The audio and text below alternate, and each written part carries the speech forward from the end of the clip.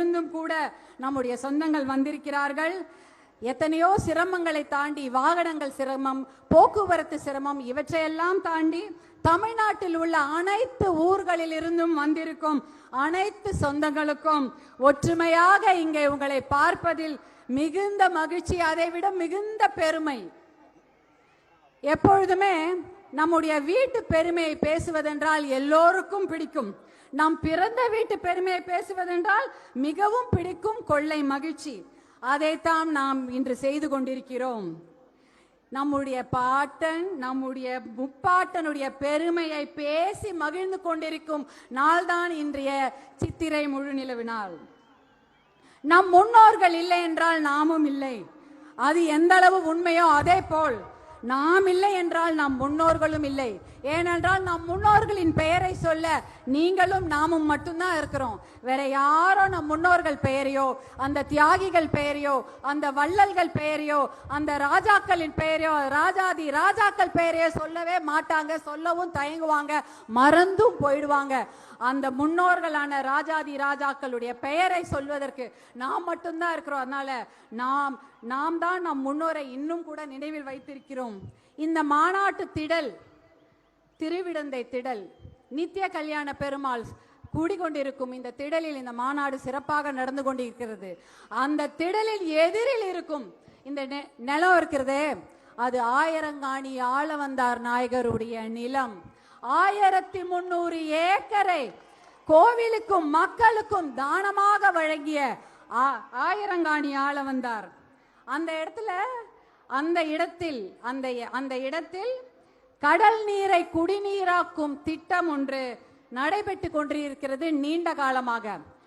சென்னை மக்களுக்கு இந்த திட்டத்தின் மூலமாக தான் நல்ல தண்ணீர் கிடைத்து கொண்டிருக்கிறது. ஆனால் அந்த திட்டத்திற்கு கூட ஆளவந்தார், ஆயிரங்காணி ஆளவந்தார் நாயக்கரின் பெயரை யாருமே வைக்கவே இல்லை. அதை கூட நாம் தான் சொல்ல வேண்டும், நாம் தான் அதை அவர்களுக்கு நினைவுபடுத்த வேண்டும். அதனால்தான் நம் முன்னோர்களின் பெருமையை பேசுவதற்கு உங்களையும் நம்மையும் தவிர வேறு யாரும் இல்லை என்று சொல்கின்றேன். உங்களுக்கு உங்களின் பெருமையை நினைவூட்டவே இந்த மாநாடு. நீங்கள் அனைவரும் நலமாக இருக்க வேண்டும். இங்க வந்திருக்கும் குழந்தைங்க, பெரியவங்க, இளைஞர்கள், இளம் பெண்கள், இளம் சிங்கங்கள், உங்களையெல்லாம் பார்க்கும்பொழுது தோன்றது ஒன்றுதான்.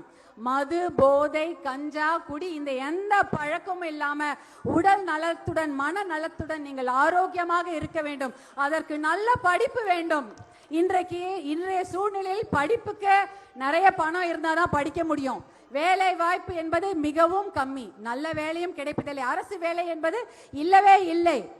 புதிய ஆசிரியர்களை நியமிப்பதில்லை, புதிய போக்குவரத்திற்கு காவலர்களை எடுப்பதில்லை.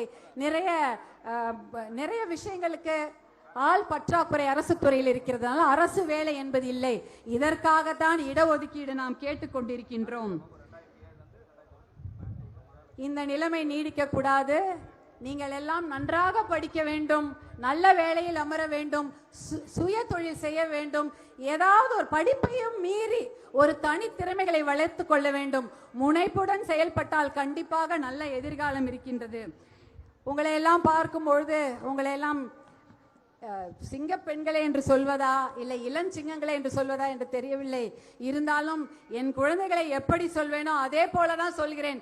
என் அன்பு செல்வங்களே, என் செல்லங்களே, உங்களுடைய வரலாறை இன்று நீங்கள் பார்த்தீர்கள். நம்முடைய வரலாறை நினைவில் வைத்துக் கொள்ளுங்கள். நீங்களும் நாமும் சேர்ந்து மீண்டும் ஒரு வரலாறை படைப்போம், மீண்டும் ஒரு வெற்றி வரலாறை படைப்போம் என்று எழுச்சியுடன் வீரத்துடன் கூறிக்கொண்டு உங்களிடமிருந்து அன்போடு விடைபெற்றுக் கொள்கின்றேன். நன்றி, வணக்கம். சிறப்பு, மிக சிறப்பு. அடுத்தபடியாக உரையாற்ற வருகை தருகிறார் வன்னிய சத்திரிய நல வாரியம், ஆந்திராவை சேர்ந்தவர். வன்னிய சத்திரிய நல வாரியத்தினுடைய தலைவர், அதாவது சேர்மனாக இருக்கின்ற CR ராஜன் அவர்களை